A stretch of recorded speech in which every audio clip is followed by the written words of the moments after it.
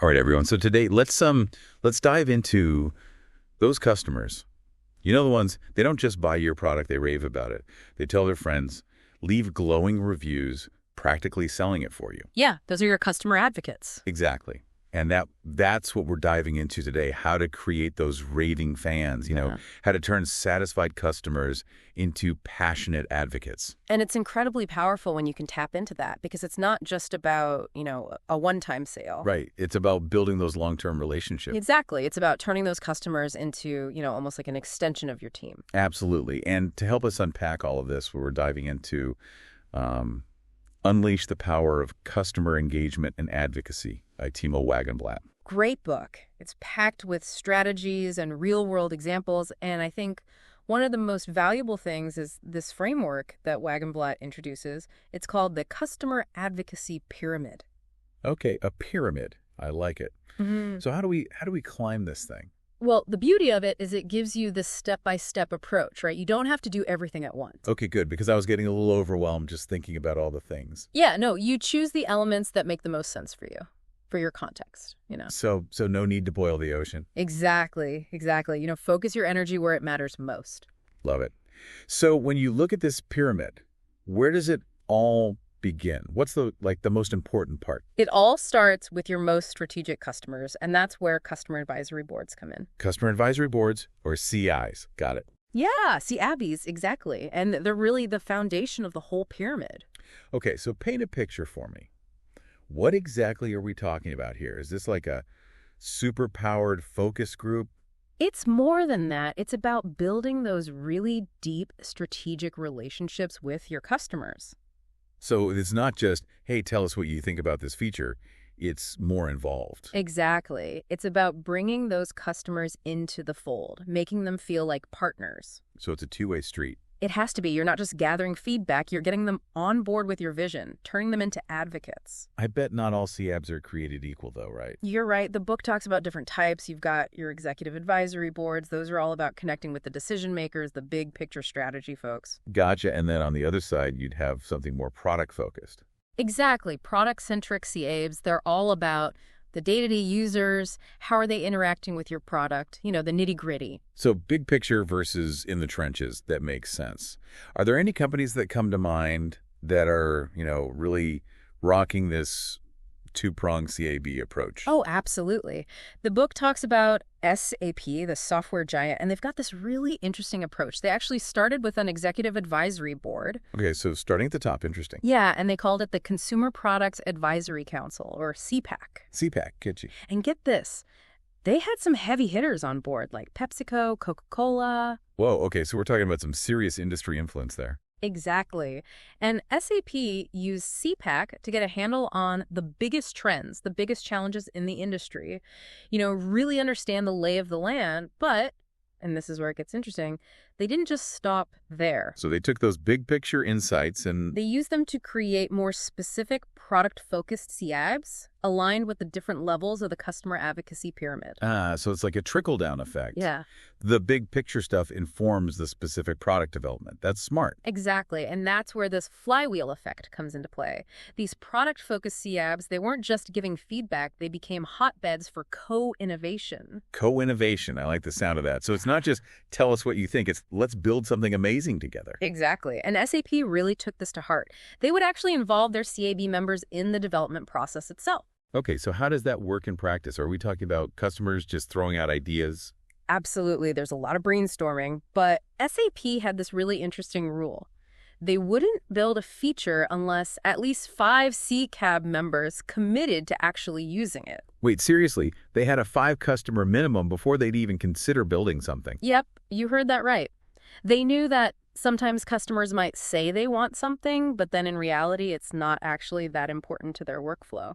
That's brilliant. It's like put your money where your mouth is. If you're not willing to commit to using it, then maybe it's not as valuable as you think it is. Exactly. And that kind of approach, it does wonders for building trust with your customers. Oh, absolutely. It shows that you're not just listening, you're really hearing them, and you're willing to invest in what matters to them. And that's a huge differentiator in today's market where everyone's vying for attention, right? That genuine commitment, that willingness to collaborate, that's what makes customers feel valued, and that's what keeps them coming back for more. Wow. Talk about cutting through the noise and focusing on what matters. That's incredible.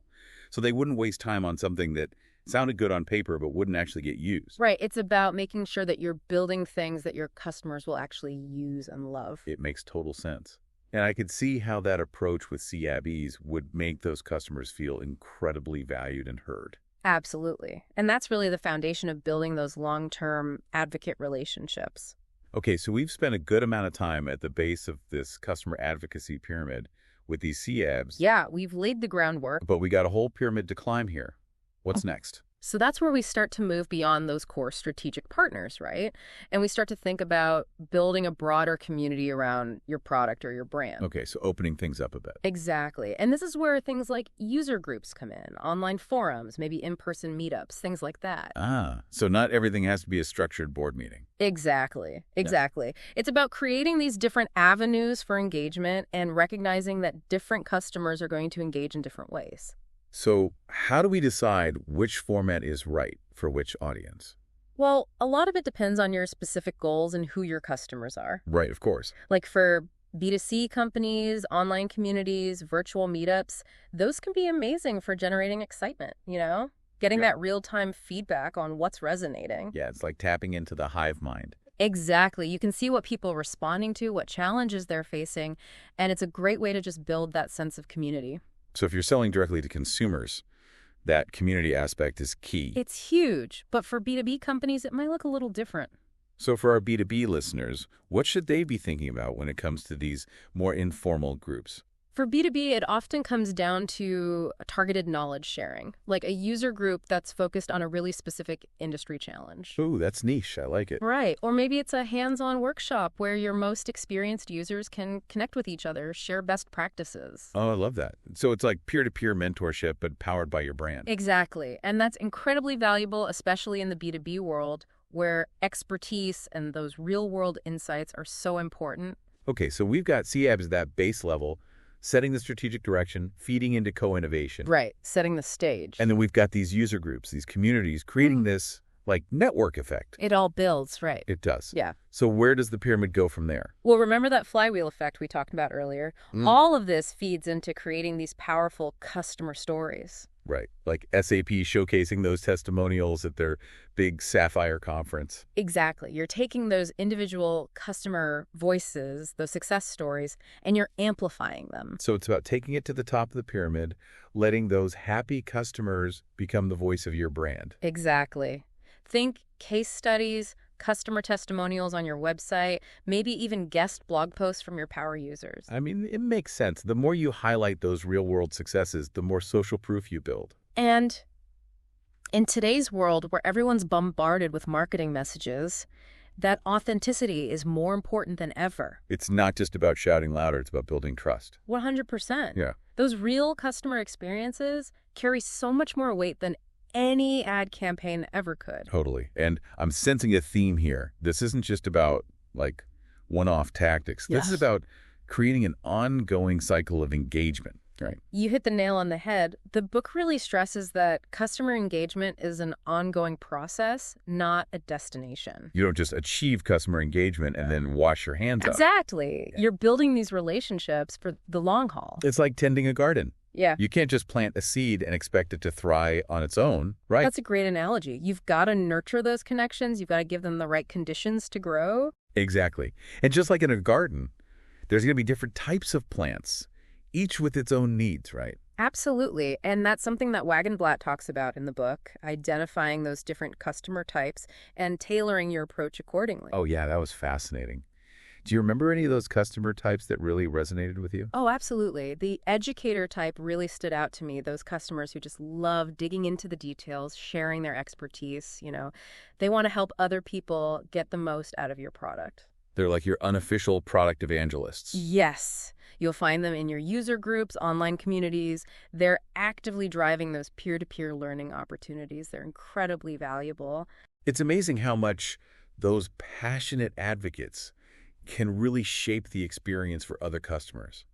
And, it makes me think about some of the other customer types that Wagenblatt talks about, Yeah. like the validators, for example, and the influencers. What about those personalities? Oh, yeah, those are great ones. So validators, those are the folks who just love sharing their success stories, right? Like they've used your product, they've achieved something amazing, and they want to shout it from the rooftops. And their stories. They lend that crucial stamp of approval that I think a lot of potential customers really look for, right? Because it's one thing for a company to say, hey, our product is amazing. Right, exactly. But when it comes from a peer, Yeah. someone who's actually been there, done that, It just hits different. it carries so much more weight. Absolutely. And then you've got the influencers, right? And these are folks with a large following. Maybe it's on social media, maybe it's in their industry. The ones with the megaphone. Exactly. And when they talk, people listen. So you've got these different customer personalities, and it seems like the key is figuring out how to, engage with each type in the way that makes the most sense. Absolutely. You wouldn't put an influencer in a highly technical product-focused group, right? It's about finding the right fit. It's all about that perfect match. Exactly. And that brings us back to, this idea that customer engagement, it's not a one and done, it's an ongoing process. Right. You don't just check it off the list. It's about nurturing those relationships over time, earning their trust, making them feel heard. So playing the long game. Exactly. Cultivating a thriving ecosystem of customers. I love that. A customer ecosystem. Engaged customers become advocates. Those advocates attract more customers. It's a beautiful cycle. It really is. Well, this customer advocacy pyramid that we've been unpacking from Wagenblatt's book has been incredibly insightful. I feel like anyone listening who wants to unlock that next level of growth and connection with their customers, this is it. It's a game changer. And you know what I love about Wagenblatt's approach is it's not just theoretical. He gives you those tools, those real-world examples to actually implement this stuff. So for our listeners, if you're ready to unleash the power of customer advocacy, unleash the power of customer engagement and advocacy by Timo Wagenblatt, that's your playbook. It is. And as you dive in and start putting these ideas into practice, think about your own customers. Who are your educators, your validators, your influencers? What makes them tick? How can you adapt your approach to really connect with them on a deeper level? That is such a great point to end on. It's about really understanding your customers and meeting them where they are. This has been a fantastic deep dive, and we've given everyone a lot to think about. So until next time, happy advocating, everyone.